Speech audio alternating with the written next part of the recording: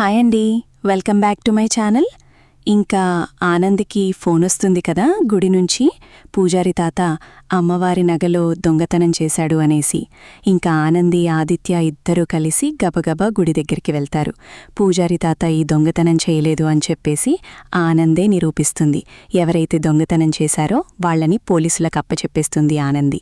ఇంకా అతని నగలు దొంగతనం చేసింది ఎవరూ కాదు, మొత్తానికి ఆ గుడి ధర్మకర్త ఉంటాడు కదా, అతని నగలు దొంగతనం చేశాడు కదా, అతన్ని పోలీసులు తీసుకొని వెళ్తారనమాట. ఇంకెక్కడ ఇలా జరుగుతుంది.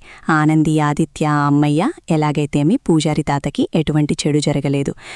పూజారి తాత దొంగతనం చేయడు అని అందరికీ తెలుసు. కాకపోతే ఆ ధర్మకర్త దొంగతనం చేసి అందర్నీ పూజారి తాతయ్యే దొంగతనం చేశాడన్నట్టుగా నమ్మించాడు అని చెప్పేసి ఇంకా మాట్లాడుకుంటారు. గుడిలో నుంచి బయటకొచ్చేలోపు సూర్యబాబు కార్ దగ్గరే నిలబడి బయట ఇంకా ఫోన్ మాట్లాడుకుంటూ ఉంటాడనమాట. సూర్యబాబుని చూసినటువంటి ఆనంది, ఆదిత్య, సూర్యబాబు ఇక్కడదాకా వచ్చి గుడి లోపలికి రాకుండా బయటే ఉన్నారేంది, రండి బాబు గుడికి లోపలికి అనగానే, లేదు ఆనంది, మీతో మాట్లాడాలని నేను ఇక్కడికి వచ్చాను. ఇంకా ఇక్కడికి వచ్చేలోపు మీరు రావడం చూసి ఇక్కడ ఆగిపోయాని, ఈలోపే ఫోన్ వస్తే మాట్లాడుతూ ఉన్నా అని చెప్పేసి ముగ్గురు మాట్లాడుకుంటూ ఉండేలోపే ఈలోపు కర్పకం వాళ్ళ ఆయన ఉంటాడు కదా, అతను వస్తాడనమాట. సూర్యబాబు దగ్గరికొచ్చి, సూర్యబాబు మీరా, మీ నాన్నగారు జడ్జి గారు కదా అనేసి అనగానే, అవును, మేమెలా తెలుసు మీకు, మీరెవరు ఇంతకీ అనేసి ఇంక సూర్య అడుగుతూ ఉంటాడనమాట. అప్పుడే ఆనందికి, అక్కడే ఉన్న ఆనందికి, ఆదిత్యకి ఇద్దరూ ఎవరా ఈయన అనేసి చూస్తూ ఉంటారా. ఆనందికి తెలుసు ఇతను కర్పకం వల్ల ఆయన కదా, ఇతను ఈయనెందుకొచ్చాడు, ఇప్పుడు ఏ విషయం మాట్లాడటానికి వచ్చాడు, అయినా కూడా నాన్నతో మాట్లాడాలంటున్నాడేంటి అని చెప్పేసి కొంచెం టెన్షన్ పడిపోతూ ఉంటుంది ఆనంది. అప్పుడే అతను కర్పకం వల్ల ఆయన అంటూ ఉంటాడు, సూర్యబాబు, రెడ్డి బాబు, మీకొక విషయం చెప్పాలి, మీకొక విషయం చెప్పాలని నేను ఎప్పటినుంచో వెయిట్ చేస్తున్నాను.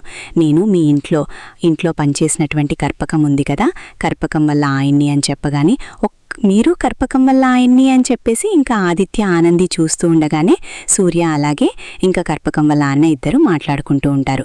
ఇంకో పక్క ఇందుమతికి టెన్షన్ లేసిపోతూ ఉంటుంది. ఏంటి వీడు సూర్యబాబుతో ఏం మాట్లాడాలనుకుంటున్నాడు, సూర్యబాబుతో నిజం చెప్పాలనుకుంటున్నాడా, ఇప్పుడు ఎలాగయ్యా, ఇప్పుడు వాళ్లతోటి మా భవిష్యత్తు అయిపోయింది, మా బతుకులు అయిపోయినాయి అని చెప్పేసి ఇందుమతి టెన్షన్ పడిపోతూ ఉంటే, ఇంకో పక్క ఆనందేమో ఇతను మా గురించి నిజం చెప్పాలనుకుంటున్నాడా నాన్నతోటి, ఇప్పుడు ఎలాగైనా సరే ఆయన నిజం చెప్పనీయకుండా చెయ్యాలి అనేసి.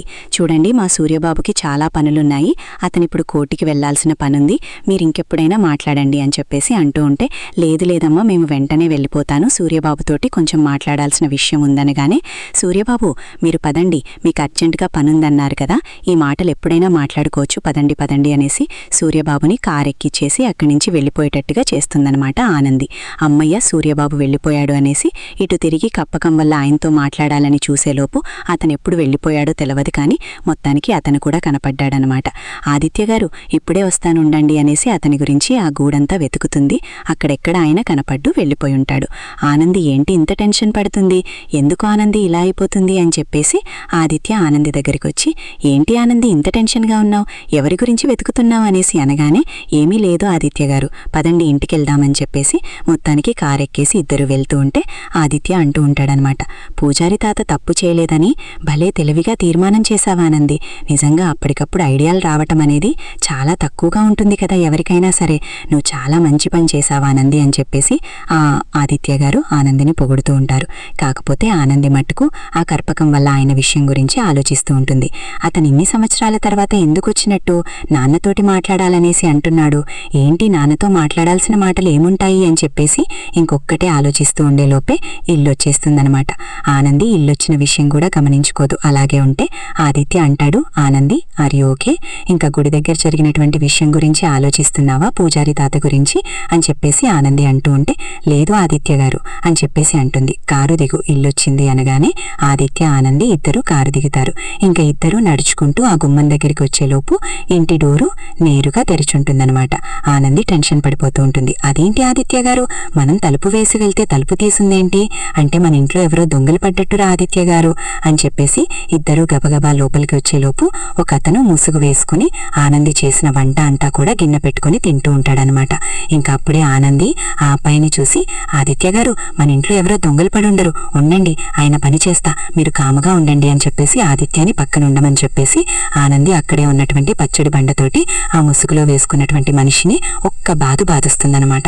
ఇంకా వెంటనే అమ్మాడి అమ్మాడి నేను అమ్మాడి మీ సీనుని అని చెప్పేసి సీను ముసుగు తీస్తాడనమాట. సీను, నువ్వా? ఏంటి ఇలా ముసుగు వేసుకుని అన్నం తింటున్నావు? అయినా కూడా తలుపు వేసినటువంటి ఇంట్లోకి రాకూడదని నీకు తెలీదా? తాళం నీకెలా వచ్చింది? తాళం వేసుకొని పోయినా కదా, మరి తాళం వేసిన ఇంట్లోకి వచ్చిందే కాకుండా ఇలాగ దొంగతనంగా అన్నం తింటున్నావా అని చెప్పేసి ఇంకా సీనుతోటి అంటూ ఉంటే, అయ్యో అమ్మాడి, నువ్వు ఇంటికి తాళం ఏడేసినా నేను ఇంటికాడికి వచ్చేప్పటికి డోర్లు బాగా తెలుసున్నాయి, ఏంటి ఆనంది డోర్ కూడా వేసుకోకుండా వెళ్ళింది అని చెప్పేసి లోపలికి వచ్చానా, లోపలికి వచ్చేప్పటికి గుమగుమా వాసన వస్తుంది, అయ్యో మా ఆనంది చేతి వంట తిని చాలా రోజులైపోయింది కదా అని చెప్పేసి ఇదిగో ఇట్టా తింటన్నా, ఈలోపే మీరు వచ్చిండ్రు అని చెప్పేసి మరి నేను తలుపేసిన ఇంట్లోకి ఎట్టా వచ్చిన సీను అనేసి ఆనంది అమాయకంగా అడుగుతూ ఉంటే, అయ్యో అమ్మాడి, నువ్వు తాళం వెయ్యలేదు, ఈ డోర్ కూడా వెయ్యలేదు, ఇంకా ఇంటి డోర్లు బార్లా తీసున్నాయి, ఏంటి బార్లా తీసున్నాయి అని చెప్పేసి లోపలికి వచ్చి ఈ పని చేస్తున్నా, అయినా కూడా తలుపులు వేయలేనంత బిజీగా ఏడికిపోయిన మా అమ్మాడి అని చెప్పేసి ఆనందిని అడుగుతూ ఉంటే, అయ్యో ఆ టెన్షన్ తోటి ఇంటి తలుపులు కూడా వేయకుండా వెళ్ళిపోయినట్టున్న మా ఆదిత్య గారు అని చెప్పేసి ఆనంది అంటూ ఉంటే సీన్ అంటాడనమాట, ఏంటి ఎంత టెన్షన్ ఏముంది అనేసి ఆనందిని అడుగుతూ ఉంటే అప్పుడు ఆనంది చెప్తూ ఉంటుంది, మన పూజారి తాత ఉన్నాడు కదా అనేసి అనగానే, అవును పూజారి తాతకి ఏమైంది అనేసి సీను అడుగుతూ ఉంటే, పూజారి తాతకి ఏమీ కాలేదు సీను, అమ్మవారి నగలు దొంగతనం జరిగింది, ఆ దొంగతనం చేసింది మన పూజారి తాత అనేసి నిందలు వేశారు అనగానే, అయ్యో పూజారి తాత అలాంటి వాడు కాదు కదా, పూజారి తాత చాలా మంచివాడు కదా అనేసి సీను అంటుంటాడు. ఆ విషయం మనకి తెలుసు కానీ అక్కడున్న జనాలకి తెలియదు కదా, ఇంకా పూజారి తాత ఏ తప్పు చేయలేదని చెప్పేసి నేను నిరూపించడానికని చెప్పేసి ఆడావిడిలో వెళ్ళిపోయాను సీను, అప్పుడే డోర్ వేయలేదు అని చెప్పేసి ఇంకా సీనుకి జరిగిందంతా ఆనంది చెప్తూ ఉంటుంది. అప్పుడే ఇంకా సీను అంటూ ఉంటాడు, ఎలాగైతే మా అమ్మాడి మంచిగా ఐడియా వేసి పూజారి తాతని కాపాడిండు, నువ్వందరినీ కాపాడుతూ అమ్మాడి, నువ్వు చాలా మంచిదానివి, అది చూడండి ఆదిత్య బాబు, మీరు ఇలాగే ఈ ఇంట్లో ఉండి ఎంత ఇబ్బంది పడుతున్నారు కదా అనేసి అనగానే, ఏం లేదు సీను, నాకు ఆనందితో ఉండటం చాలా హ్యాపీగా అనిపిస్తుంది, ఎలాగైతే మేమిద్దరం కలిసి ఉన్నాం కదా, నాకు అది చాలు అని చెప్పేసి ఆదిత్య తన సంతోషాన్ని సీనుకి చెప్తూ ఉంటాడు. అప్పుడే సీను అంటూ ఉంటాడు, చూడమ్మాడి, నీకు ఇష్టమైన వాళ్ళు రెందరం కదా, అప్పుడు ప్రాణ స్నేహితులం ఇద్దరం ఉన్నాం కదా, నీకు వాళ్ళలో నేనొకడిని వచ్చిన, నాతో పాటు నిన్ను చూడటానికి ఇంకొకరు కూడా వచ్చిండ్రు అనేసి అనగానే, ఎవరొచ్చారు సీను, ఎవరొచ్చారు అనేసి ఇల్లంతా వెతుకుతూ ఉంటుంది. అమ్మాడి ఎందుకంత టెన్షన్ పడుతున్నావు, నేను చూపిస్తా కదా అని చెప్పేసి, ఎవరొచ్చిండ్రో చూపిస్తా చూడు, నీకెంతో ఇష్టమైన వాళ్ళు అని చెప్పేసి టెడ్డీ పేరు ఉంటుంది కదా చిట్టి, ఆ చిట్టిని చూపిస్తాడనమాట. ఇంకా ఆనంది చాలా సంతోషపడిపోతూ ఉంటుంది. ఈ చిట్టి నీ దగ్గరికి ఎలా వచ్చింది సీను అనేసి అనగానే, చైతన్య బాబు ఇచ్చాడమ్మాయిని అమ్మాడి అనేసి ఆ సీను చెప్తూ ఉంటాడు. ఏంటి చైతన్య ఇచ్చాడా అనేసి అనగానే, అవును, మీరుకు ఎలా జరిగిందని తెలిసి ఇప్పుడు మీరు ఎక్కడ ఉంటున్నారో కనుక్కుందామని చెప్పేసి నేను ఆ ఇంటికాడి పోయినప్పుడు నాకు చైతన్య బాబు ఎదురుపడిండు, చైతన్య బాబే చెప్పిండు మీరు ఈ చోట్ల ఉంటున్నని, అప్పుడే ఇక్కడికి వస్తూ ఉంటే, అమ్మ మా వదినికి ఇష్టమైన ఈ చిట్టిని కూడా మా వదిన చేతికి ఇవ్వవా అని చెప్పేసి ఇంకా చైతన్య బాబు ఇచ్చిండు అని చెప్పేసి జరిగిందంతా కూడా సీను చెప్తూ ఉంటాడు ఆనందికి.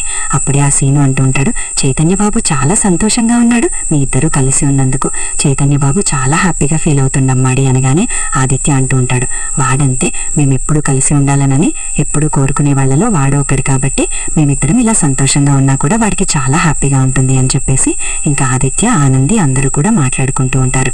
అప్పుడే ఆదిత్య అంటూ ఉంటాడు, ఆనందికి ఇంటర్వ్యూకి టైం అవుతుంది సీను, నువ్వు ఇప్పుడు ఏడుంటావా అనేసి అనగానే, లే బాబు, నేను అత్తమ్మకు బాగోలేదు కదా, చూసిపోదామని చెప్పేసి వచ్చిన, అలాగే కుట్టిని కూడా చూసిపోదామని వచ్చిన తర్వాత ఇక్కడ జరిగిన విషయాలన్నీ తెలిసి చాలా బాధపడ్డా, మిమ్మల్ని ఒకసారి కలుద్దామని వచ్చా, లేలే ఇప్పుడు నేను అత్తగాడికి పోతా, అత్తని చూసి మా ఊరు పోతా అని చెప్పేసి సీను చెప్పగానే ఇంకా ఆదిత్య అంటాడు, సరే సీను, మేము కూడా ఇంటర్వ్యూకి వెళ్ళాలి, ఆనంది ఇంటర్వ్యూకి అప్లై చేసింది, రమ్మని ఫోన్ వచ్చింది అనగానే, సరే నీకు జాబ్ వస్తుందమ్మాడి, నువ్వు చాలా మంచిదానివి, నీకు తెలివితేటలు ఎక్కువ ఉన్నాయి కాబట్టి నువ్వు హ్యాపీగా నీకు జాబ్ వస్తుంది అని చెప్పేసి ఇంకా అంటూ ఉంటే అప్పుడే సీను అంటూ ఉంటాడు కదా, ఇంకా సీను ఆదిత్యతో అంటూ ఉంటాడు, నన్ను ఆ రోడ్డు మూల కారులో వదిలిపెట్టేస్తే నేను పోవాల్సిన చోటకి పోతా అనగానే, సరే సీను రండి వెళ్దామనేసి ఆదిత్య ఆనంది సీను ముగ్గురు కలిసి మొత్తానికి కారులో బయలుదేరి వెళ్తూ ఉంటారు.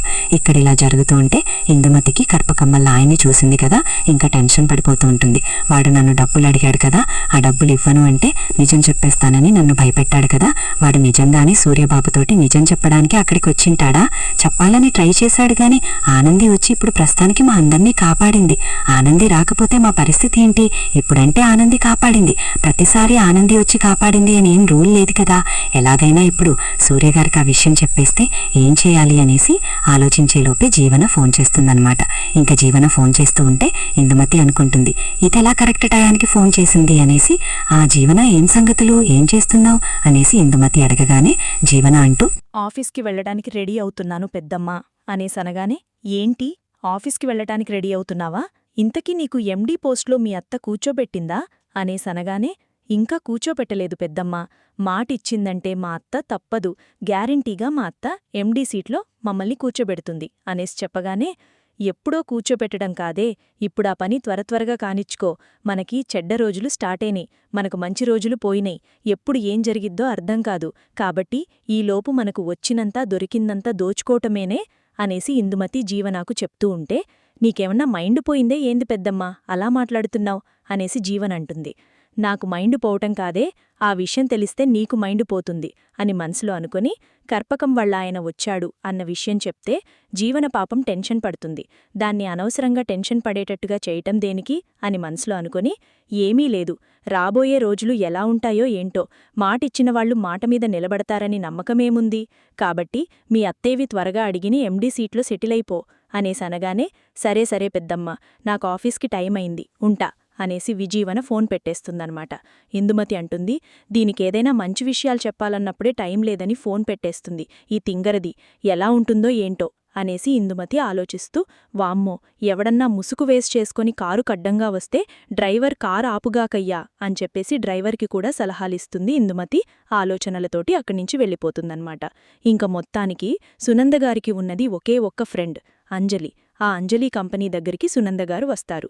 ఏంటే, పార్టీకి వెళ్ళాలి రమ్మని చెప్పేసి నువ్వు నన్ను ఇన్వైట్ చేశావు, నాకున్నది ఒకగాని ఒక ఫ్రెండ్, నన్ను పిలిచింది కదా అని పార్టీకి పోదామని నీ దగ్గరికి వస్తే నువ్వు వర్క్లో ఉన్నావేంటి, నాకు చిరాకు తెప్పి మాకు, ఇప్పుడు నువ్వు వస్తున్నావా రావట్లేదా అనేసి సునంద అంజలిగారిని అరుస్తూ ఉంటే, అంజలి అంటుంది, వర్కంతా అయిపోయిందే బాబూ, 2 మినిట్స్ ఓపిక పట్టి మనం వెళ్ళిపోదాం అనేసనగానే, నీకేమన్నా న్యాయంగా అనిపిస్తోందా అనేసి సునందగారు కోపంగా ఇష్టమైన స్నేహం బంధాన్ని అరుస్తూ ఉంటారు. ఇంకా ఆవిడ నవ్వుకుంటూ ఉంటుంది. సరే, నా వర్క్ అయిపోయింది, పద వెళ్దాం అనేసి సునంద అంజలిగారు ఇద్దరూ బయలుదేరి వెళ్లబోతూ ఉంటే, ఈలోపే సునందగారు అంజలి బయలుదేరతారు కదా, అంజలి వాళ్ల పిఏ వస్తుందన్నమాట.